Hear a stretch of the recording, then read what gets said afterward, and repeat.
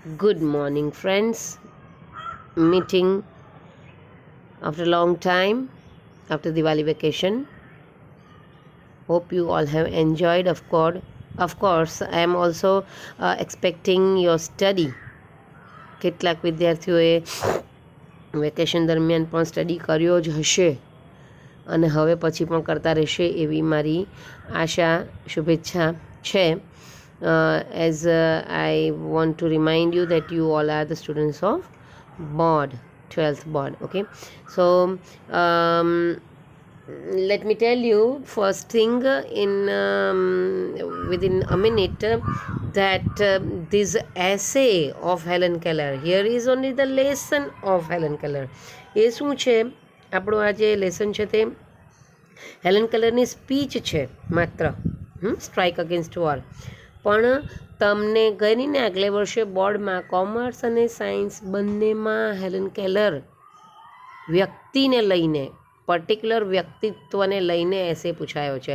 મિત્રો, my favourite freedom fighter કે my favourite hero કે માય ફેવરિટ હિરોઈન કે માય ફેવરિટ કેરેક્ટર, કોઈ બી કેરેક્ટરને એવી રીતે લઈ શકાય ફેવરિટ કરીને, પણ અહીંયા તો પર્ટિક્યુલર નામને લઈને પૂછેલું હતું અને આઈ વોઝ શોક્ડ. પણ પછી ખબર પડી કે તમે લોકો 9મા કે 10મા મહિના પરનો પાર્ટ છે એટલે થોડી ઇન્ફોર્મેશન રાખજો. એવું તરત જ બીજે ત્રીજે વર્ષે પૂછાયું જરૂર નથી, પણ પૂછાય તો આવડવું જોઈએ. એટલે હેલન કેલરનો એસે અહીંયા આપણને પાઠ છે એની સ્પીચ પરનો, બરાબર, એના વિશે નથી, પણ તમે એના વિશે ભણી ગયા છો. યુ મસ્ટ નો અથવા revise it and you must be able to write if it is asked. અને જૂના પેપરો તો મિત્રો હવે કરી જ જવાના, 3-3 વર્ષના, જે આ નવી બુકના છે તે 3-4 વર્ષના. કારણ કે આ વખતે કોરોનાના પેપર્સ, કોરોના આફ્ટર કોરોનાના પેપર્સમાં બની શકે 20-30% તો આગલા પેપર્સનું પણ હોઈ જ શકે છે. બરાબર, એકદમ હું કંઈ ખાતરી આપી નથી કહેતી કંઈ, પણ એ તૈયારી રાખવાની કે જો એમાંનું આવે તો આવડી જાય અને એ બેઠું જ લખી શકાય. બરાબર મિત્રો, સો એ એસે આ રીતે પૂછાયેલો હતો. હવે let me tell you who in 1 or 2 sentences only I will tell you. I'm not going to tell you what you have to write in your essay. પણ 1-2 વાક્યમાં જો એમનો પરિચય આપું તો Helen Keller was a blind lady. Helen Keller was a lady, was born in 1880 in America, US, and she was author, લેખિકા તો હતી. she was political activist, એટલે રાજકારણી પ્રવૃત્તિ કરતા હતી. અને not only that, she was also lecturer. So, one more thing I would like to tell you, or I would like to add that she was the first lady in US to obtain the degree of BA, being blind, ગુજરાતીમાં કે પહેલી અંધ સ્ત્રી હતી જેણે BAની degree મેળવેલી હતી. Okay, તો આમ આટલું કંઈક હું તમને કહું છું, બીજું તમે માહિતી મેળવી લેજો. જો એસે પૂછાય તો લખો. હા, ક્લુ આપતા હોય છે પરીક્ષામાં, પણ છતાં જો તમે તૈયારી કરીને આવડતું હોય તો બહુ જ સારું. બરાબર.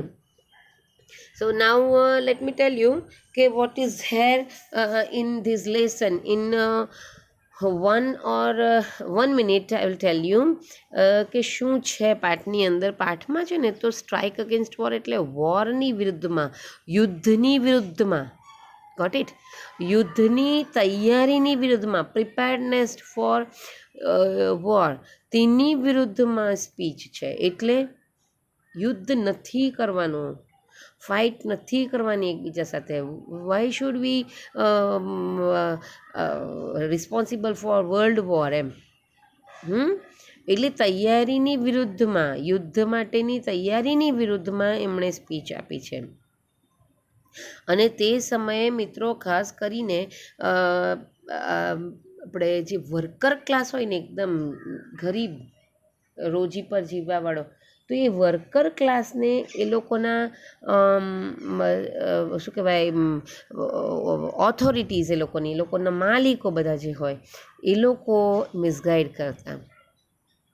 અને મિસગાઈડ કરવામાં 2 ફાયદા મોટા એ થતા કે એ લોકો ને પેલા સૈનિકોની જેમ તૈયાર કરી દેતા આર્મીમાં લડવા માટે વર્કર્સને, અને ઉપરાંતથી વર્કર જે પેલું પગાર વધારો માંગતા તેમાં બી બેસાડી દેતા, કે એમ કે આપણી કન્ટ્રી જોખમમાં છે ને તમને પગાર નહીં પડેલી છે એમ કરીને ટૂંકમાં એ રીતે તૈયાર કરતા યુદ્ધ માટે વર્કર ક્લાસને.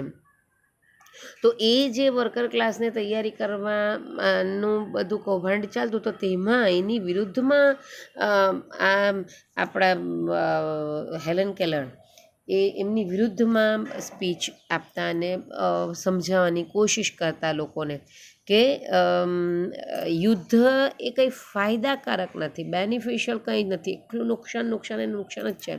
સોશિયલ કે ઇકોનોમિકલ કે હેરિટેજ એટલે કે આપણો વારસો હોય, સંસ્કૃતિનો વારસો, એ બધાને નુકસાન કરવા વાળું જ કામ કરે. યુદ્ધમાં ફાયદો કંઈ જ નથી. અને એટલા માટે વર્કર ક્લાસને સ્પીચ આપે છે.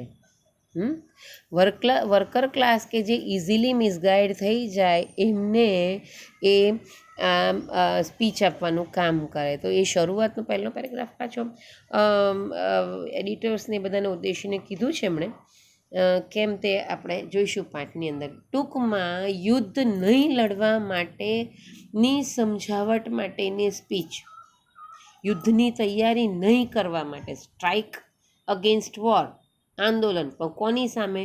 યુદ્ધની સામેનું આંદોલન. એમ યુદ્ધ નહીં કરવા માટેની સ્પીચ, નહીં કરવા માટે તૈયાર, એટલે નહીં યુદ્ધની તૈયારી માટે નહીં તૈયાર થવું, એમ પ્રિપેર્ડનેસ શબ્દ આપણને છે જ અંદર, એની અગેન્સ્ટમાં સ્પીચ છે.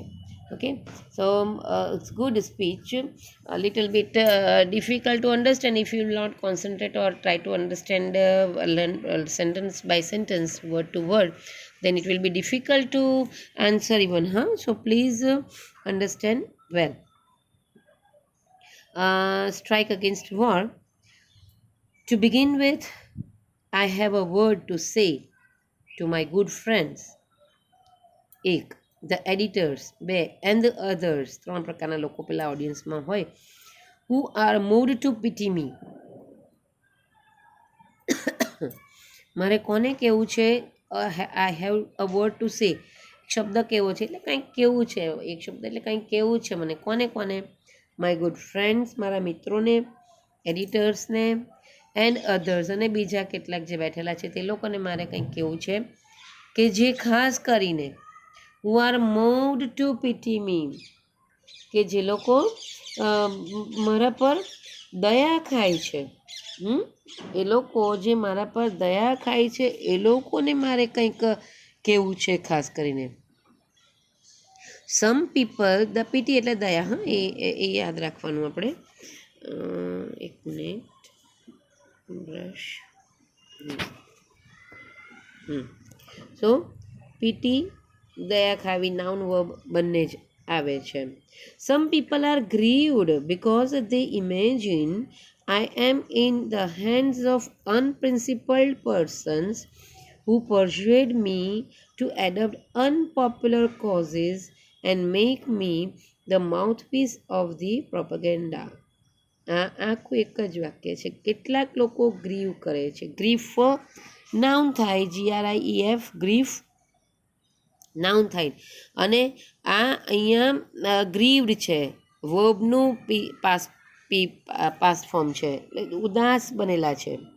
ગ્રીફ, ગ્રીવડ, ગ્રીવડ, ઉદાસ બનેલા છે. કેટલાક લોકો ઉદાસ બનેલા છે બિકોઝ, કેમ? કારણ કે દે ઇમેજિન, એ લોકો એવી કલ્પના કરે છે. કેવી કલ્પના કરે છે? એ અંધ હતા ને, અને એ સ્પીચ આપે છે એટલે લોકો જાણે એમ એવી કલ્પના કરતા. I am in the hands of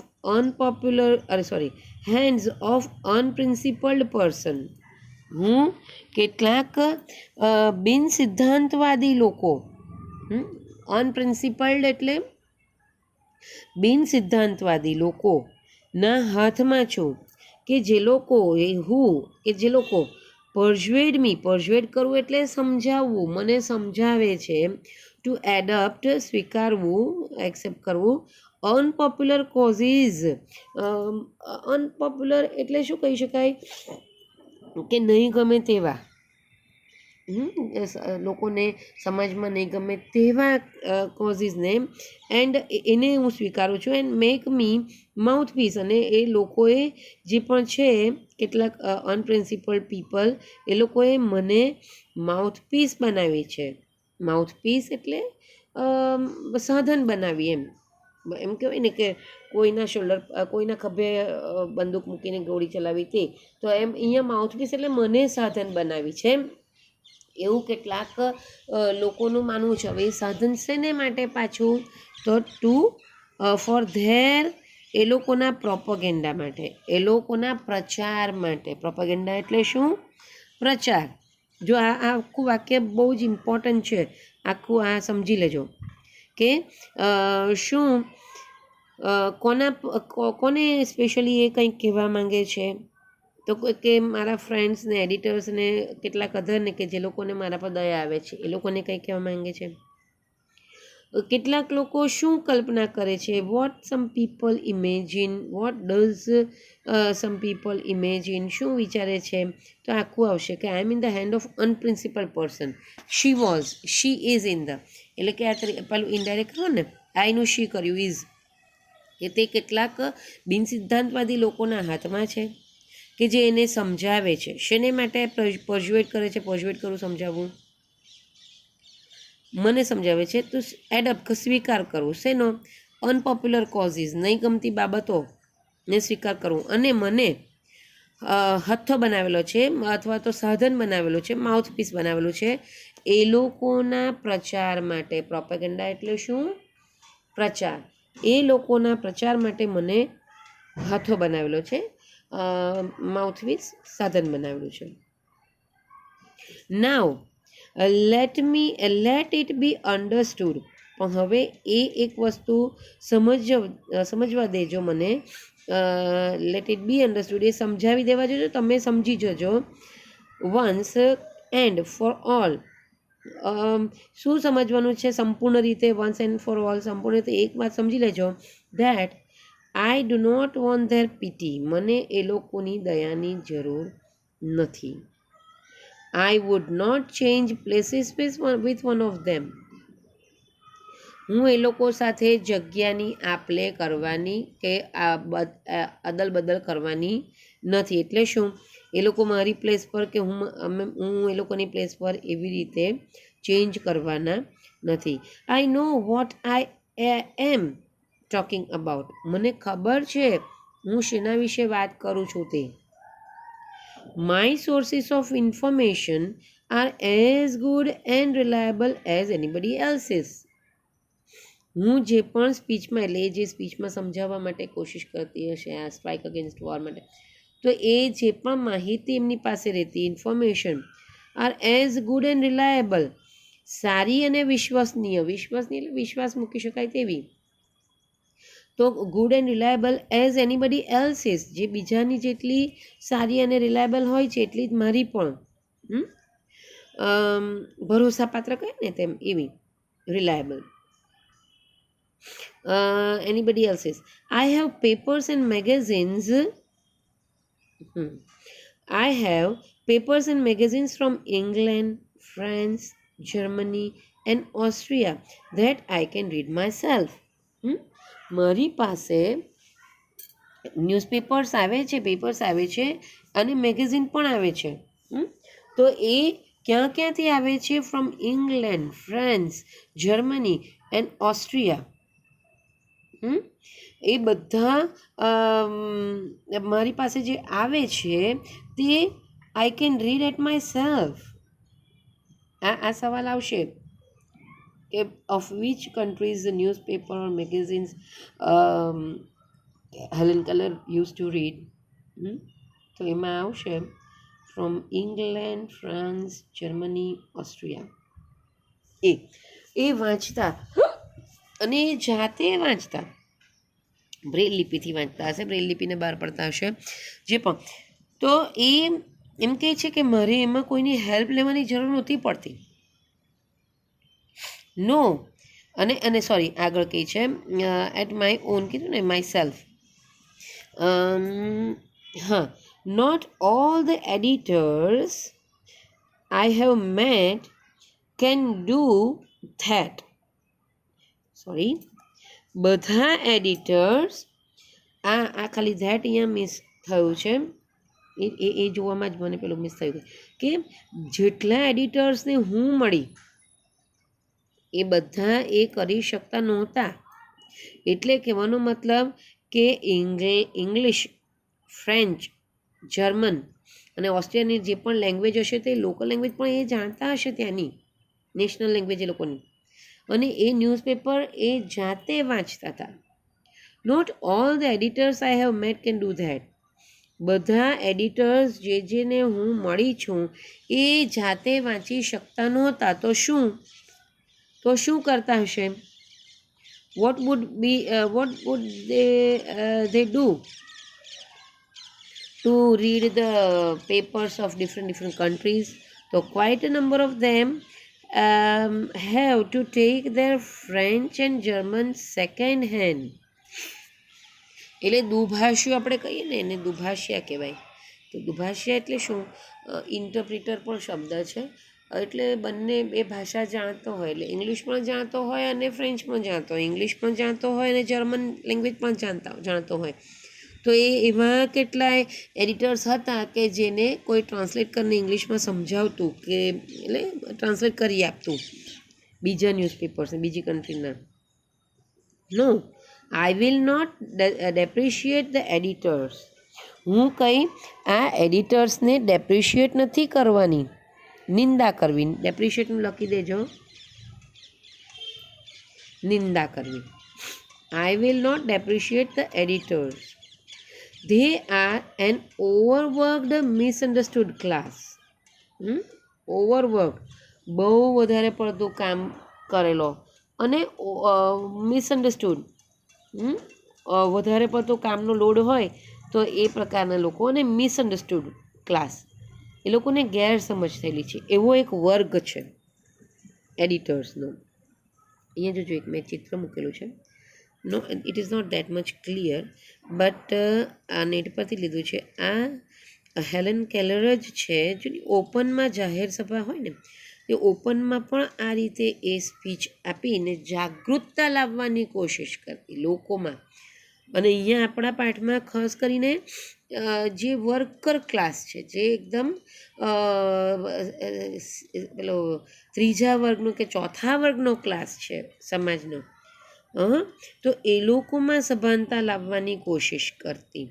કેમ? કારણ કે એ લોકોને જ ઉપયોગમાં લેવાતા યુદ્ધમાં. તો આ તમે જોઈ શકો છો અહીંયા હેલન કેલર છે ને, એને સાંભળનારા શ્રોતાઓ જે છે ટોળા આવી રીતે રસ લઈને સાંભળતા તે. તો મેં એ ચિત્ર મૂક્યું છે. તો હા, ફરીથી આ જે સ્લાઇડ છે તેની પહેલી લાઈન, કે ઘણા બધા એડિટર્સને તો સેકન્ડ હેન્ડ એટલે કે દુભાષ્યો લેવો પડતો હતો. એટલે પોતાને ફ્રેન્ચ કે જર્મન લેંગ્વેજ નહીં આવડતી તો સેકન્ડ હેન્ડ એટલે દુભાષ્યો લેવો પડતો. No, I will not depreciate the editors. હું એ લોકોની નિંદા નથી કરવાની. They are an overworked, misunderstood class. આપણે જોઈ લીધું. લેટ ધેમ રિમેમ્બર, પણ એ લોકોને એ યાદ રાખવા દેજો, દેટ એ લોકો એ યાદ રાખવાનું, દેટ ધો, એમ છતાં એ લોકોને એ યાદ રાખવાનું છે, that if I can not see the fire at the end of the cigarette, neither can they thread a needle in the dark. એક વસ્તુ યાદ રાખજો કે જો એ લોકો, હું ધારો કે એ લોકોની સિગરેટના એન્ડ પર આવેલી ફાયરને જોઈ નથી શકતી, that is I am blind. હું અંધ છું ધારો કે, તો એ લોકો પણ અંધારામાં તો સોયમાં દોરો નહીં પોઈ શકે. આંખની તો જરૂર છે જ, અંધારામાં એ લોકો કંઈ કરી શકે છે? એમ કરીને એક મિસાલ આપી છે. ટૂંકમાં એ લોકો કરતાં એ she was much more having knowledge, કે રીડિંગ એનું એટલું વધારે હતું, બરાબર. અને એણે આ રીતની એક મિસાલ આપી કે જો હું એમ કે અંધારામાં એ લોકોની, હું જો એ લોકોની બિંગ બ્લાઇન્ડ, હું એ લોકોની સિગરેટના એન્ડની ફાયર નહીં જોઈ શકતી, તો એ લોકો પણ અંધારામાં તો સોયમાં દોરો નથી પોઈ શકતા. Can't thread a needle. અહીંયા થ્રેડ છે તે નાઉન તરીકે નહીં, વર્બ તરીકે. થ્રેડ નીડલ એટલે સોયમાં દોરો પૂવો. All I ask gentleman is, હું જે પણ કંઈ પૂછવા માંગુ છું જેન્ટલમેન અહીંયા જે ઊભેલા છે તે સાંભળવા ઊભેલા, is a fair field and no favour. માત્ર ને માત્ર આદર્શ બાબત, ફેર ફિલ્ડ, ફિલ્ડ એટલે ક્ષેત્ર આમ તો જે સાચું છે, જે આદર્શ છે, જે સ્વીકારવા યોગ્ય છે, જે સમાજના ફાયદાકારક છે તે, એન્ડ નો ફેવર, મને કોઈનું કંઈ ફેવર જોઈતો નથી. આ પીટી કીધું ને મારા પર દયા ખાવે, હું નથી ઈચ્છતી કે લોકો મારા પર દયા ખાય. એટલે ફેવર મને નથી જોઈતું, હું જે કહું છું તે સત્ય, આદર્શ અને લોકોના કલ્યાણની જ વાત કરવી છે બસ. I have enter the fight against preparedness, જો હમણાં આગળ બોલી ગઈ તે કે મારી કોની અગેન્સ્ટમાં ફાઇટ છે? પ્રિપેર્ડનેસ, તૈયારીની અગેન્સ્ટમાં. Against the economic system under which we live, અને આર્થિક તંત્ર, અર્થતંત્ર જે છે જેની અંડરમાં આપણે રહી રહેલા છીએ અત્યારે, એટલે ત્યારે જ 1916માં એની સ્પીચ આપેલી ત્યારે, તો એની અગેન્સ્ટમાં મારી આ ફાઇટ છે. It is to be the fight to the finish and I ask no quarter. અને આ એન્ડ સુધીની જ આર્યા પાર કહેવાય ને એમ, એવી fight to the finish and I ask no quarter. Quarter એટલે થોડી બી કંઈ કમી હું નથી છોડી દેવા માંગતી, જે છે તે ફાઇટ કરીને જ રહેવું છે એમ. ક્વાર્ટર, આસનો ક્વાર્ટર એટલે કંઈ કમી રાખવી, કમી છોડી દેવી, એવું બધું હું કંઈ કમી રાખવા માંગતી નથી.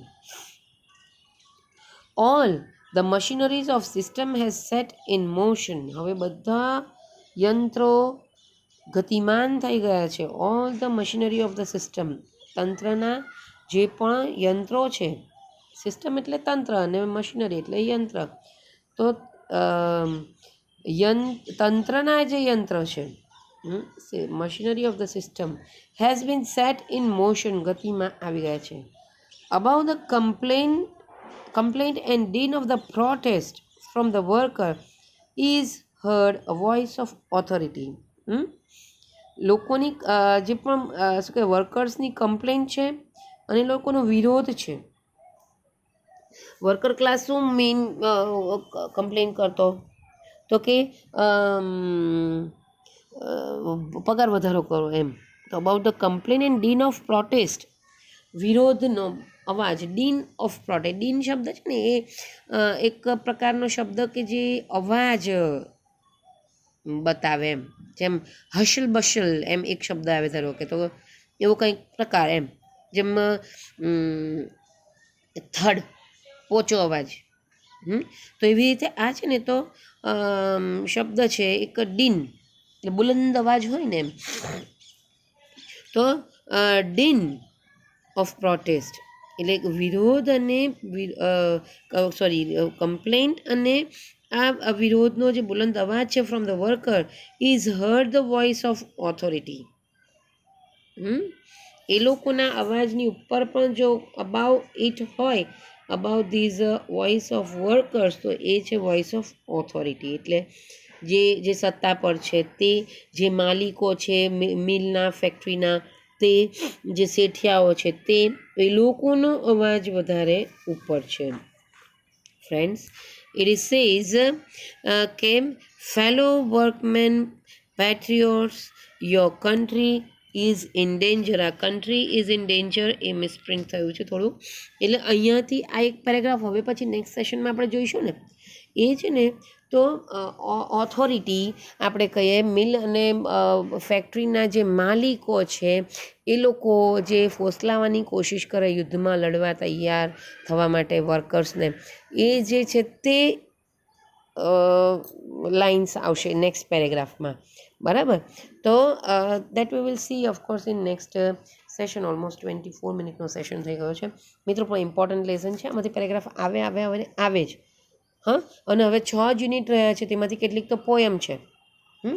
એટલે આ લેસનને ખાસ સાચવીને સારી રીતે સમજીને રિવાઇઝ પણ કરજો. Okay, thank you very much.